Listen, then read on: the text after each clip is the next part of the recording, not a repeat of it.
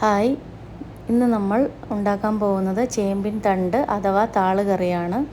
അതിന് വേണ്ട ഇൻഗ്രീഡിയൻസ്: ഒരു ചെറിയ കപ്പ് തേങ്ങ, ചെറിയ ഉള്ളി, കാന്താരിമുളക്, മഞ്ഞൾപ്പൊടി, ജീരകം, ചെറിയ കഷ്ണം കുടംപുളി, കറിവേപ്പില. 2 തണ്ട് ചേമ്പിൻ താളാണ് നമ്മൾ കറി വയ്ക്കാനായി എടുത്തിരിക്കുന്നത്. ചുമന്ന ചേമ്പിൻ്റെ താളാണ് നമ്മൾ കറി വയ്ക്കാനായി ഉപയോഗിക്കുന്നത്. അത് ചെറിയ കഷ്ണങ്ങളായി നുറുക്കി അല്പം വെള്ളവും ഒഴിച്ച് കുടംപുളി ഇട്ട് വേകുന്നതിന് വേണ്ടിയിട്ട് വെച്ചിരിക്കുകയാണ്. ഇടയ്ക്കിടയ്ക്ക് ഇളക്കി യോജിപ്പിക്കുക. അല്പം ഉപ്പും കൂടെ ആഡ് ചെയ്തിട്ടുണ്ട്. ഒരുപാട് സമയമൊന്നും വേണ്ട ചേമ്പിൻ്റെ താള് വേകുന്നതിന് വേണ്ടിയിട്ട്. ഇടയ്ക്കിടയ്ക്ക് ഇളക്കി യോജിപ്പിച്ച് വേവ് നോക്കുക.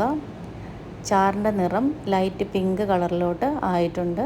അപ്പം നന്നായി താള് വെന്ത് യോജിച്ചിട്ടുണ്ട്. അതിലേക്ക് നമ്മുടെ ഇൻഗ്രീഡിയൻസ് എല്ലാം അരച്ചെടുത്ത് അരപ്പ് ആഡ് ചെയ്തിരിക്കുകയാണ്. ചേമ്പിൻ താളും അരപ്പും നന്നായി ഇളക്കി യോജിപ്പിക്കുക. പച്ചമണം ഒന്ന് മാറുന്നത് വരെ ഒരു 2 മിനിറ്റ് ഇളക്കി യോജിപ്പിക്കുക. നന്നായി അരപ്പിൻ്റെ പച്ചമണം ഏറെക്കുറെ മാറി വരുന്നുണ്ട്. ഉപ്പ് നോക്കി ആവശ്യാനുസരണം ഉപ്പ് ആഡ് ചെയ്യാവുന്നതാണ്. നന്നായി വെന്ത് അരപ്പുമായിട്ട് മിക്സ് ആയിട്ടുണ്ട്. ഇനി നമുക്ക് താളിക്കാനായി ചെറിയ ഉള്ളി, കറിവേപ്പില എടുത്തിട്ടുണ്ട്. വറ്റൽമുളക് എടുക്കാത്തത് കാന്താരി മുളകാണ് നമ്മൾ അരപ്പിന് വേണ്ടിയിട്ട് ഉപയോഗിച്ചത്.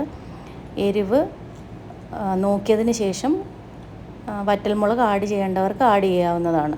ചട്ടി നന്നായി ചൂടായി അതിലേക്ക് എണ്ണ ഒഴിച്ച് കടുക് പൊട്ടിക്കുകയാണ്. കടുക് നന്നായി പൊട്ടി വരുമ്പോൾ അതിലേക്ക് ചെറിയ ഉള്ളിയും കറിവേപ്പിലയും ആഡ് ചെയ്യാവുന്നതാണ്. ഈ ചേമ്പിൻ താളെന്ന് പറയുന്നത് നമ്മുടെ പറമ്പിൽ ഒരു മായവും ചേരാത്ത ശുദ്ധമായി കിട്ടുന്ന ഒരു കറി വയ്ക്കാനായിട്ടുള്ള ഒരു റെസിപ്പിയാണ്.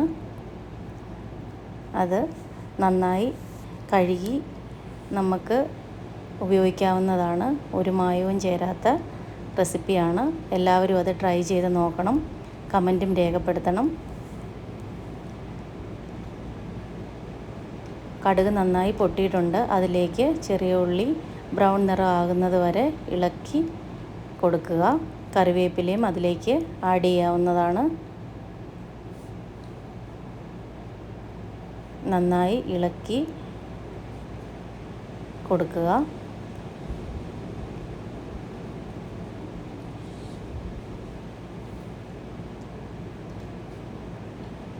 ചെറിയ ഉള്ളി ബ്രൗൺ കളറിലേക്ക് ആയിട്ടുണ്ട്.